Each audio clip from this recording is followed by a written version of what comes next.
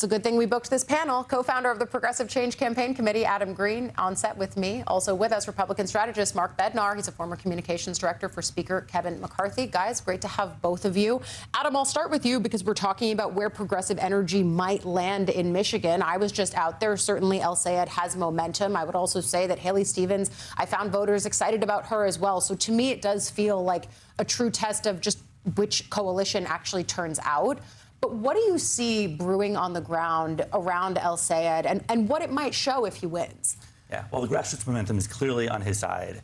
And I would say Michigan is ground zero for both the future of the Democratic Party and really a primer for the upcoming presidential race. If Abdul can win after $60 million is being spent against him by AIPAC, crypto, big insurance, big pharma, the insurance companies, the energy companies, that will send a signal to every other Democratic politician that it is okay to cross these powerful interests because you could defeat them anyway if the people and the grassroots momentum is on your side. That's a very important signal to send. If he then goes on to win the general election, that sends a signal to scared electability voters that, yes, someone named Alyssa Slotkin who worked for the CIA can win in Michigan, but so can a guy named Abdul who supports Medicare for all and is a shake-up-the-system economic fighter. And therefore liberate yourself primary voters, and it would be a game changer for the upcoming presidential race. I do think you're right to track those ripple effects, but I also think that the idea of electability in the general is something that comes up a lot. Even when I was on the ground, I met a voter who, politics are strange, voted for Trump multiple times, loved Alyssa Slotkin, though, supported the Iran war, even though he didn't quite understand it. But he said to me, yeah, I might vote in the primary for El Sayed because I think he'll be easier for the Republican to beat. And that is one of the theories of the case that even former Congressman Mike Rogers said on a call that was reported publicly. So what do you see brewing there on your side of the aisle? Well, it's really interesting because typically, especially in the last 15 years or so, Republicans who engaged in late primaries, especially in Wisconsin, Michigan, kind of later in the summer, they go through these bruising, battling primaries, and then they have no resources left to go for the general. But then also, like, their primary opponents have been beating them up on the airwaves. So, you know, the other side doesn't even have to do anything. Now the shoe's on the other foot. So it's actually very exciting. If Michigan is actually a legitimate pickup opportunity for Republicans here, Mike Rogers is a great candidate. But in doing so, if in the event that Republicans can kind of edge closer in this general election, that actually takes away a lot of pathways for Democrats for them to try to attempt to retake the Senate here. Can I mention the electability thing? I think you put it perfectly when you said theories of the case, because there are two competing theories of the case. Totally.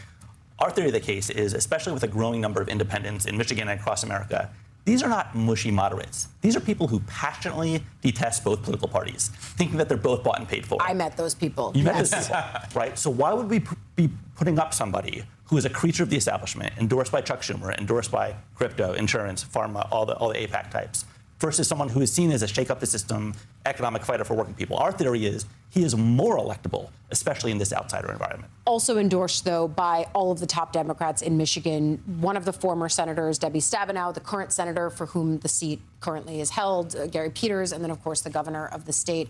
I agree with you. I think this primary is going to tell us a lot, both about electability, about what Michigan voters, a battleground state, think has what part of the party has the momentum. And then I also think that you're right, that it helps Republicans that a guy who was just on the ballot 2 years ago and narrowly lost didn't have to go through a primary and now can just coast back to the ballot. And every attack has been written for him by Haley Stevens if Abdul wins. So this is really good opportunity for Republicans here. We will see a lot of those comments revived in the general, even though every Democrat has said, whoever comes out, I'm supporting them because we need to keep this seat. That is essential if Democrats have any hope of retaking the Senate, which I still think is a tall order. You know, I look at the Senate right now, though, and I do think Republicans have some interesting dynamics that they are dealing with. You've got a president going against the majority leader, John Thune, blaming him for the fact that the caucus just isn't where he wants them to be on some of his priorities. And then the Todd Blanche nomination has gone sideways, to put it mildly.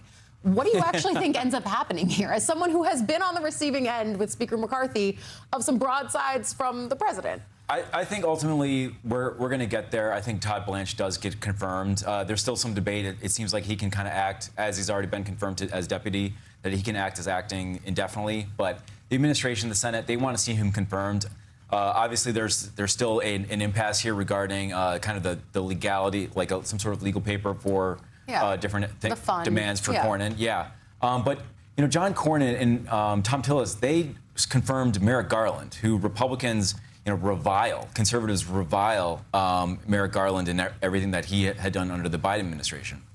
So you're saying they should just get on board? I feel like the conservative orthodoxy that they're fighting for doesn't feel shocking to me. But I think that they will come to an agreement. The fact that the White House, they came up with a report that showed that homicides are going to be on track to be 126-year low. Carjackings are down 47% from a year ago. The momentum of a hard-on-crime, tough-on-crime DOJ, that's something that Republicans have been really pining for a long time. Yeah. And so, like, the internal momentum, the Senate momentum, I think will eventually get there. I hear that, and yet, I said this on the air yesterday after talking to Senator Cornyn and myself, he really feels like he is just fighting for a DOJ to just treat everyone fairly, and that the president got an unfair deal in being able to say, hey, as a side addendum, I don't want the IRS to ever be able to come after me or my family. Yeah. And I wonder if there's a political opportunity for Democrats in that, even as Cornyn, again, in his words, is just protecting something that he feels is long-held conservative orthodoxy. Yeah, I mean, this hot Republican on Republican action is thematically very helpful for Democrats,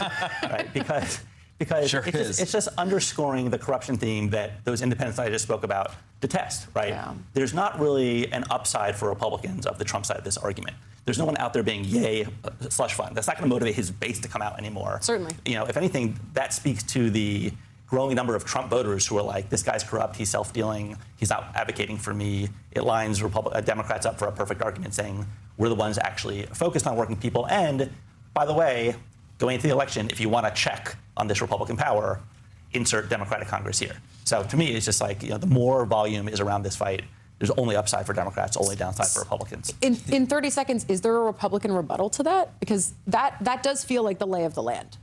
Anytime that Republicans are fighting with each other, especially at a time when we're trying to get a third reconciliation bill, with rumors of a fourth reconciliation bill somewhere down the line, you know, that does help Democrats. And you know, we've seen kind of a little family feud here between with the House and the Senate and the White House not being able to get on the same page. I would really hope that Speaker Johnson, Leader Thune, and President Trump can actually lock themselves in a room, figure out what can actually get through in a reconciliation process, and then, lo and behold, by the way, we also have a September 30th spending deadline. Yes. So, you know, we're facing that as well. So there are a lot of major issues that the party's facing, a lot of good ideas, but unless we get on the same page and Democrats continue to just vote no, we're not going to get anywhere. And you know this. It should be easiest when you're in the majority. And yet there are some problems plaguing the party right now. And the call is coming from inside the House in many of these events.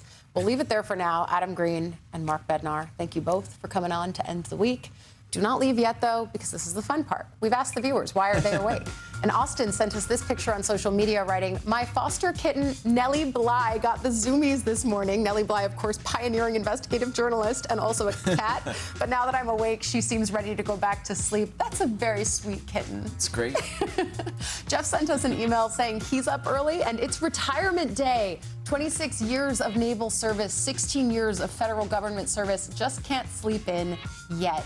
Congratulations, Jeff. Thank you really. for your service. Thank you for your service. Yeah, I will say a lot of vets watch this show. I meet them everywhere, and they're like, yeah, the military just kind of ruined me. I wake up early all the time. That's awesome. It's our gain, though. Thank you for watching.